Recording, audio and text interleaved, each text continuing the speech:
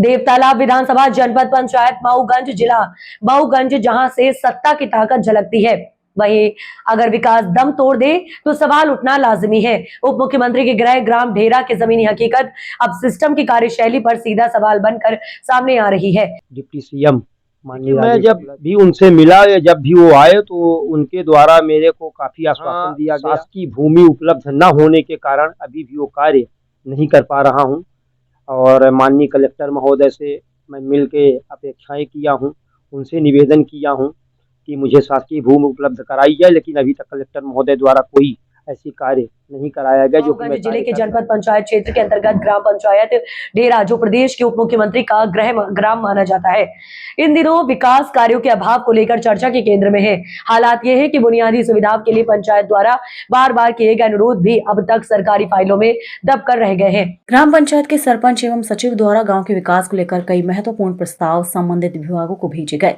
इनमें 2 नए आंगनबाड़ी भवनों का निर्माण तथा नल जल योजना के तहत पाइपलाइन एवं पानी की टंकी निर्माण प्रमुख हैं, लेकिन विडंबना यह है कि इन आवश्यक कार्यों को आज तक स्वीकृति नहीं मिल सकी। सबसे चौंकाने वाली बात यह है कि पंचायत द्वारा इन मुद्दों को लेकर न सिर्फ संबंधित विभागों को बल्कि मऊगंज के पूर्व कलेक्टर अजय श्रीवास्तव और तत्कालीन कलेक्टर संजय जैन को भी कई बार पंचायत लेटर पैड पर लिखित शिकायतें भेजी गई। इसके बावजूद अब तक न तो कोई ठोस कार्रवाई हो, न ही प्रशासनिक स्तर पर कोई सख्त कदम उठाया गया।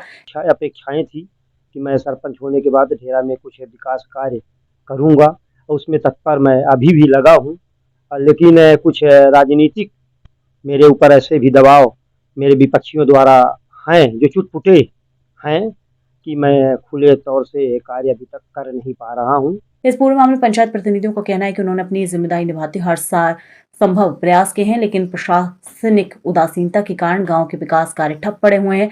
गांव में बच्चों के लिए आंगनबाड़ी जैसी मूलभूत सुविधा का अभाव है। वहीं पेयजल संकट भी ग्रामीणों के लिए बड़ी समस्या बना हुआ है। ग्रामीणों में अब आक्रोश और निराशा दोनों साफ झलक रहे हैं। उनका कहना है कि अब जब प्रदेश के उप मुख्यमंत्री का गृह ग्राम ही इस तरह उपेक्षा का शिकार हो रहा है, तो अन्य गांव की स्थिति का सहज अनुमान लगाया जा सकता है। लोग अब खुले तौर पर इस सवाल उठाने लगे कि आखिर विकास योजना की फाइलें कब तक दफ्तरों में धूल फांकती रहेंगी। क्या कारण है कि बार बार शिकायतों के बावजूद प्रशासन निष्क्रिय बना रहा? क्यों नहीं दी गई प्राथमिकता उन योजनाओं को जो सीधे ग्रामीणों को जीवन से जुड़ी है? आखिर कब तक वादा सिर्फ कागजों तक सीमित रहेगा? मेरे पुराने सचिव जो संतोष मिश्रा जी थे, उनका ट्रांसफर करवाया गया और वो भी करवा दिया गया हनुमाना के लिए। यहाँ पर काफी दिन तक सचिव नहीं रहे। अब सचिव भी जो यहाँ आई हैं गीता पटेल जी, उनको यहाँ प्रभार दिया गया है और वो मेन पंचायत उनकी करहिया है। वो कभी यहाँ आती हैं, कभी वहाँ आती। जनता उनसे भी चाहती है, अपेक्षा करती कि यहाँ आके रुकें, ज़्यादा से ज़्यादा समय दें, क्योंकि अपने यहाँ अटल ग्राम पंचायत सदन का भवन नियुक्त है, जिसकी 37.50 लाख रुपए स्वीकृति है, जिसका आधा फंड 50% मेरे पंचायत खाते में आ गया है।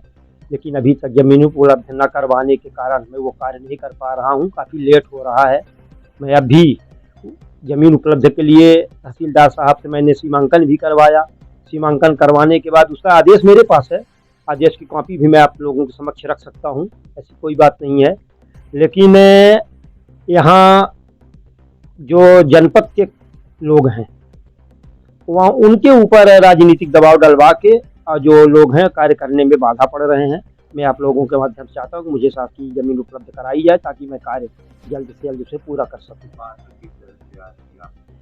बाधा आने की ऐसी कोई बात नहीं। यहाँ जो हमसे ऊपर चुटपुटिए नेता हैं, जो बड़े लोग नहीं चुटपुटे हैं, वो बड़े लोगों से मिल के जहाँ मैं कार्य कराने की कोशिश करता हूँ, वहाँ बोलते हैं ये यहाँ की स्थिति यहाँ नहीं बनना चाहिए, वहाँ बनना चाहिए, वहाँ बनना चाहिए। इस तरह से अपने को व्यवस्थित कर रहे हैं। और उन लोगों का मानना क्या है, सोचना क्या है, मेरे को नहीं पता।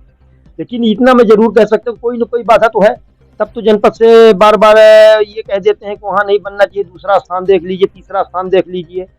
कोई न कोई तो उनको रोक रहा है। मैं ये नहीं जानता कौन रोक रहा, लेकिन कोई न कोई दबाव तो उनके ऊपर है, चाहे वो सीओ साहब हो, चाहे जनपद का इंजीनियर साहब हो, कोई ना कोई दबाव उनके ऊपर है। सबसे पहले जैसे ही मेरा कार्य वो हुआ, ली कैसे होंगी भाई? उनको यहाँ प्रभार दिए, करहिया भी दिए, वो वहां जाएंगी कि यहाँ आएंगी, ये समस्या है ना। लेडीज है, और लेडीज होने के ना तो बराबर यहाँ नहीं पहुंच सकती। एक महीने में कभी 7 दिन, कभी 8 दिन, कभी 10 दिन, ये जब जैसा उनका वो हुआ। इसकी वजह से ग्रामीणों को काम बिल्कुल काफी दिक्कत हो रही है। हम चाहते हैं कि यहाँ एक नियमित सेक्रेटरी दिया जाए, नियमित सिक्योरिटी दे दी है। प्रभार वाला मुझे सिक्योरिटी नहीं चाहिए, जो लगातार जनता के बीच में कार्यालय में आए, जनता के बीच में रहे और कार्य करे। जब